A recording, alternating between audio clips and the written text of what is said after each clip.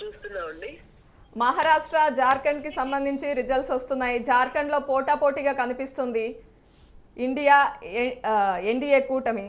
కాకపోతే మహారాష్ట్రలో క్లియర్ గా ఆధిక్యం దిశగా బీజేపీ ముందుకెళ్తోంది, మహాయుతి కూటమి. ఏమంటారు? చాలా సంతోషం అండి. భారతీయ జనతా పార్టీతో కలిసి ఉమ్మడిగా పోటీ చేసినటువంటి ఇతర పార్టీలను కూడా ప్రజలు, మహారాష్ట్ర కావచ్చు, జార్ఖండ్ ప్రజలు కావచ్చు, వాళ్ళందరూ కూడా ఆహ్వానిస్తున్నారు. మరొకసారి కూడా బీజేపీ పరిపాలన కావాలి, దేశమంతా కూడా ఎక్కడైనా కూడా భారతీయ జనతా పార్టీ పరిపాలన కావాలి అని ప్రజలు కోరుకుంటున్నారు అనడానికి ఇది మంచి నిదర్శనము. ఎక్కడ కూడా మీరు మొన్న హర్యానాలో కూడా చూడండి, ఎవరు కూడా ఏ polls, exit polls, pre polls ఇవి కూడా భారతీయ జనతా పార్టీకి అనుకూలంగా రాకపోయినా రిజల్ట్ చూస్తే చాలా స్పష్టంగా కూడా ప్రజల అనుకూలత అనేది కనిపించింది. నరేంద్ర మోడీ గారు గత 10 సంవత్సరాల కాలంలో భారతదేశంలో తీసుకొచ్చినటువంటి ఆర్థిక విధానాలు కావచ్చు, భారతదేశాన్ని అభివృద్ధి పదంలో తీసుకెళ్లడం కావచ్చు, ఇన్ఫ్రాస్ట్రక్చర్ డెవలప్మెంట్ కావచ్చు, వేసినటువంటి నేషనల్ హైవేస్ కావచ్చు, ఇంటింటికి ఆఖరి పౌరుడి వరకు కూడా భారతీయులందరికీ కూడా ప్రభుత్వ ఫలితాలు అందాలి, డైరెక్ట్ గా అందాలి అనేటువంటి ఉద్దేశంతో ఉపాధి హామీ కూలీలకు కూడా అకౌంట్ లో డైరెక్ట్ గా డబ్బులు పడేటటువంటి పరిస్థితి తీసుకొచ్చారు. కాబట్టి ప్రజలందరికీ కూడా అర్థం అవుతోందండి.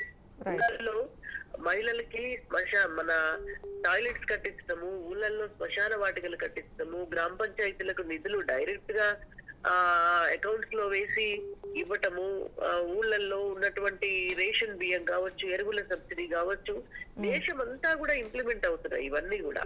ఆయుష్మాన్ భారత్ లాంటి స్కీమ్స్, ఇవాళ ఎడ్యుకేషన్ మీద పెడుతున్నటువంటి డబ్బు, ఎస్సీ ఎస్టీల పైన ఏకలవ్య లాంటి స్కూల్స్ కావచ్చు, లేదంటే దళితులకు, ఎస్సీ పారిశ్రామికవేత్తలుగా యువతను ఎంకరేజ్ చేయడానికి తీసుకొచ్చినటువంటి స్కీమ్స్ కావచ్చు, బీసీ వెల్ఫేర్, విశ్వకర్మ లాంటి పథకాల ద్వారా బీసీ వెల్ఫేర్ కోసము తెచ్చినటువంటి స్కీమ్స్ కావచ్చు, అగ్రవర్గాలలో ఉన్నటువంటి పేదలకు ఈడబ్ల్యూఎస్ రిజర్వేషన్స్ కావచ్చు, ఇవన్నీ ఆల్ ఓవర్ ఇండియా పబ్లిక్ కి డైరెక్ట్ గా ఎక్కడ ఎవరు ఆపే పరిస్థితి లేకుండా డైరెక్ట్ గా అందుకునేటువంటి అవకాశాలు ఇవ్వటం వల్ల ప్రజలకి, కామన్ మ్యాన్ కి డైరెక్ట్ గా ఆ ప్రభుత్వ ఫలితాలు అనేటువంటివి అందినాయి. దాని ద్వారానే ఇవాళ మనం చూస్తున్నటువంటి ఓటు బ్యాంక్ అయినా ఈ మంచి ఫలితాలైనా రావడానికి కారణం.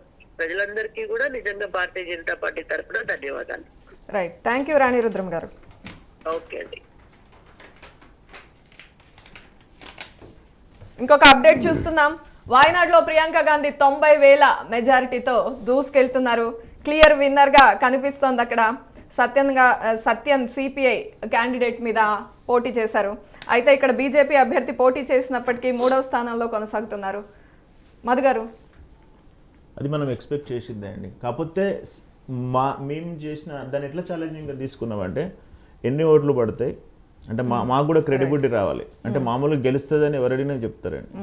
సెకండ్ ప్లేస్ ఎవరు వస్తారు, థర్డ్ ప్లేస్ ఎవరు వస్తారు, ఎంత టర్న్అవుట్ అవుతుంది, టర్న్అవుట్ అయిన దాంట్లో ప్రియాంక గాంధీ గారికి ఎందుకంటే ఫస్ట్ ఎలక్షన్ కాబట్టి మాకు కూడా ఒక రకమైన అంటే మేము కరెక్ట్గా ఇచ్చామనే దాని మీద కొద్దిగా, అందుకనే మీరు గెలుస్తుంది అని చెప్పకుండా మీరు మెజారిటీతో సహా వివరించారు. మేము ఆ 1 వీక్ బ్యాకే క్లోజ్ చేసినాము.